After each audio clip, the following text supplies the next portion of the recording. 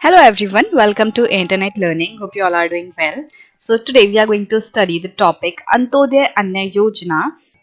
हम लोग हमारा चैप्टर पढ़ रहे हैं फूड सिक्योरिटी इन इंडिया, जिसमें कि हम ये समझने की कोशिश कर रहे हैं कि क्या इंडिया में फूड सिक्योरिटी है.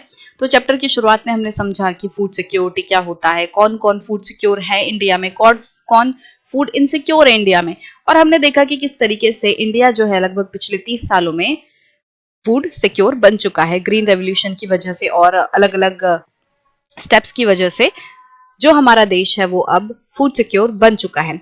और हमने देखा था कि किस तरीके से ये फूड सिक्योरिटी को इंश्योर करने के लिए हमारी गवर्नमेंट ने अलग अलग स्टेप्स लिए हैं, एक सिस्टम तैयार किया है. जिस सिस्टम की दो पार्ट्स हमने पढ़े थे, पहला था बफर स्टॉक और दूसरा था पब्लिक डिस्ट्रीब्यूशन सिस्टम. अब पब्लिक डिस्ट्रीब्यूशन सिस्टम के अंदर ही एक योजना है, एक तरीके से ये उसका एक्सटेंशन है. ये जो योजना है इसका नाम है अंत्योदय अन्न योजना. ये हमने लास्ट वीडियो में भी डिस्कस की थी किस तरीके से जो पीडीएस सिस्टम है वो जिस तरीके से इवॉल्व हुआ है, किस तरीके से पीडीएस सिस्टम शुरू हुआ था, यूनिवर्सल था, फिर आरपीडीएस आया, फिर टीपीडीएस आया, फिर एएवाई, एपीएस, फिर नेशनल फूड सिक्योरिटी एक्ट. तो हमने देखा कि किस तरीके से जो हमारा पब्लिक डिस्ट्रीब्यूशन सिस्टम है वो इवॉल्व हो रहा है. तो उसी का एक पार्ट है अंत्योदय अन्न योजना. तो इसका इन्होंने अलग से सेक्शन दिया हुआ है, तो इसको हम डिस्कस करते हैं.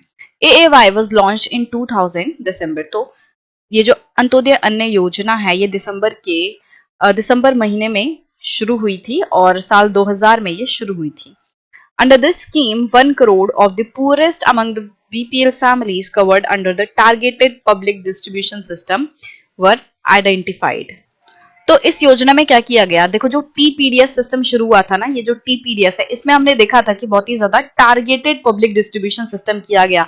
मतलब कि जो बिलो पॉवर्टी लाइन वाले लोग हैं उनको अलग तरीके से ट्रीट किया गया, उनको और सस्ते दामों पर सामान दिया गया, और जो अबव पॉवर्टी लाइन वाले लोग हैं उनके लिए इतना ज्यादा डिस्काउंट नहीं दिया था. तो बहुत टारगेटेड डिस्ट्रीब्यूशन किया गया था टीपीडीएस के अंतर्गत. तो ये जो टीपीडीएस के अंतर्गत जो जितने भी बिलो पॉवर्टी लाइन वाले लोग थे उनका ना सर्वे किया गया, उनको और ज्यादा देखा गया और ये पता किया गया कि इन बिलो पॉवर्टी लाइन वाली फैमिलीज में से कौन सी ऐसी फैमिलीज हैं जिनकी और ज्यादा बुरी हालत है, जिनकी कंडीशन बहुत ज्यादा खराब है. मतलब कि जो बीपीएल फैमिलीज हैं, बिलो पॉवर्टी लाइन फैमिलीज हैं, उनमें भी सबसे ज्यादा गरीब लोगों को देखा गया, आइडेंटिफाई किया गया. तो लगभग 1 करोड़ फैमिलीज जो हैं वो आइडेंटिफाई हुई. Poor families were identified by the respective state rural development departments through a below poverty line सर्वे.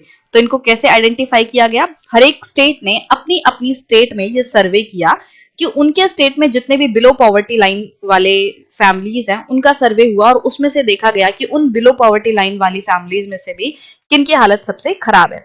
तो ये जो सर्वे है वो किसके द्वारा किया गया, स्टेट रूरल डेवलपमेंट डिपार्टमेंट्स के थ्रू किया गया. मतलब ये जो स्टेट रूरल डेवलपमेंट डिपार्टमेंट है इन्होंने ये सर्वे किया था बिलो पॉवर्टी लाइन सर्वे का, और इसमें से उन सबसे ज्यादा गरीब फैमिलीज को निकाला गया. 25 kilograms of food grain were made available to each eligible family at a highly subsidized rate of rupees 2 per kg for wheat and rupees 3 per kg for rice. अब ये जो poorest of the BPL families आई हैं, मतलब कि ये जो 1 crore families लगभग identify की गई जो जिनका कि बीपीएल वाली कैटेगरी में भी बुरा हाल है और ज्यादा वो गरीब हैं, तो उन लोगों को क्या किया गया, 25 किलोग्राम फूड ग्रेन उनको दिए गए और वो भी बहुत ज्यादा सब्सिडाइज्ड रेट पे, मतलब बहुत ज्यादा सस्ते रेट पे उनको दिया गया. जो वीट था उनको कितने रुपए पे दिया गया, लगभग 2 रुपए पर केजी पे गेहूं दिया गया, और जो चावल है वो 3 रुपए पर केजी के हिसाब से चावल दिया गया. तो मतलब ये जो 1 करोड़ फैमिलीज आइडेंटिफाई की गई इनको और ज्यादा सस्ते दाम पे दिया गया. मतलब जो जितने दाम पे बीपीएल को मिल रहा था ना उससे भी सस्ते दाम पे इनको सामान दिया गया.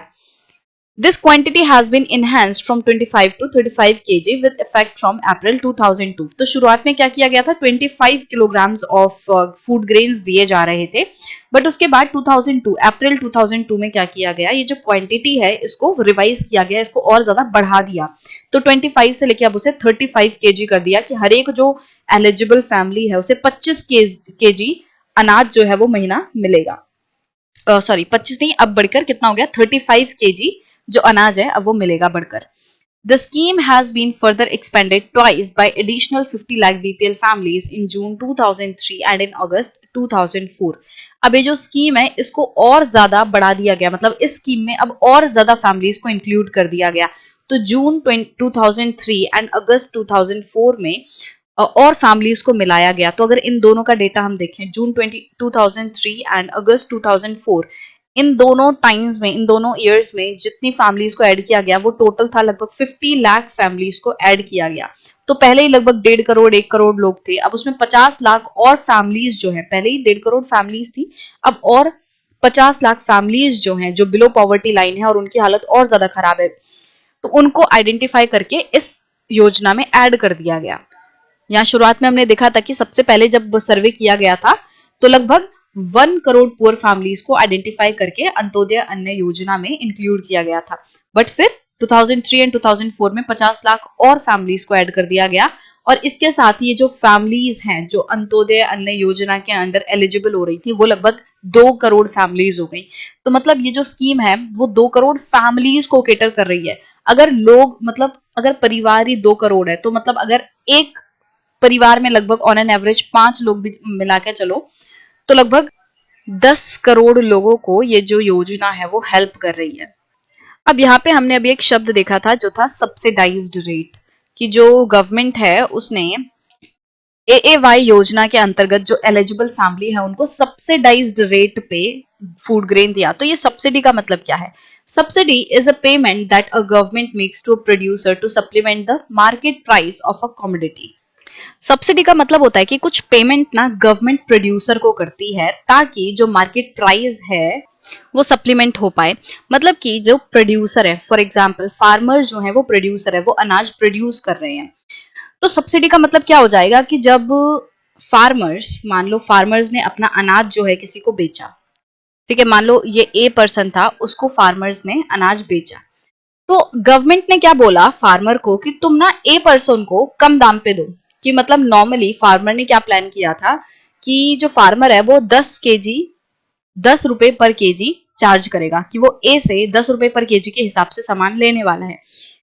बट जो फार्मर है उसको गवर्नमेंट ने क्या बोला कि तुम्हारा प्राइस तो 10 केजी है, कि तुम ए को 10 केजी 10 रुपए पर केजी के हिसाब से तुम बेचने वाले हो, पर तुम ऐसा करो कि उसको 10 रुपए पर केजी मत बेचो, बल्कि उसको सिर्फ 2 रुपए पर केजी के हिसाब से तुम सामान बेचो। मतलब कि जो फार्मर है उसको गवर्नमेंट क्या बोल रही है कि तुम ए से अब 1 किलो के बदले 10 रुपए मत चार्ज करो, बल्कि उससे सिर्फ 2 रुपए लो और उसको 1 केजी अनाज दे दो। तो फिर फार्मर ने बोला कि बट मेरे को तो लॉस हो जाएगा, मुझे तो कम से कम 10 रुपए अगर मैं चार्ज करूंगा तभी जाके मेरा जो फायदा है वो हो पाएगा, अदरवाइज मैं लॉस में जाऊंगा। तो गवर्नमेंट ने क्या कहा कि कोई बात नहीं, जो बाकी 8 रुपए बचे हैं ना वो मैं तुम्हें दे दूंगा। तो गवर्नमेंट ये जो 8 रुपए दे रही है फार्मर को वो क्या हो गई? सब्सिडी। कि मार्केट प्राइस कितना हो गया? मार्केट प्राइस मतलब कि जो फार्मर है वो ए को कितने में दे रहा है, वो कंज्यूमर को कितने में बेच रहा है, 2 रुपए पर केजी के हिसाब से फार्मर बेच रहा है, ठीक है। बट गवर्नमेंट उसको अब 8 रुपए दे रही है। तो ये जो 8 रुपए गवर्नमेंट दे रही है जो कि इन 2 रुपए को सप्लीमेंट कर रहे हैं, मतलब कि वो बढ़ोतरी कर रहे हैं। अब 2 + 8 कितना हो गया? 10 हो गया। तो ये वाला जो प्राइस है जो गवर्नमेंट फार्मर को पे कर रही है 8 रुपए, ये हो गया सब्सिडी। तो सब्सिडी बेसिकली मतलब यही होता है कि गवर्नमेंट जब कोई पेमेंट करती है प्रोड्यूसर को ताकि उसकी जो इनकम है उसमें बढ़ोतरी हो पाए, वो सप्लीमेंट हो पाए। तो इससे क्या होगा कि जो लोग हैं, जो गरीब लोग हैं, उन्हें सस्ते में सामान मिल जाएगा, और जो फार्मर्स हैं उनको भी लॉस नहीं होगा, क्योंकि बाकी जो बचा हुआ पैसा है वो गवर्नमेंट उन्हें देने वाली है।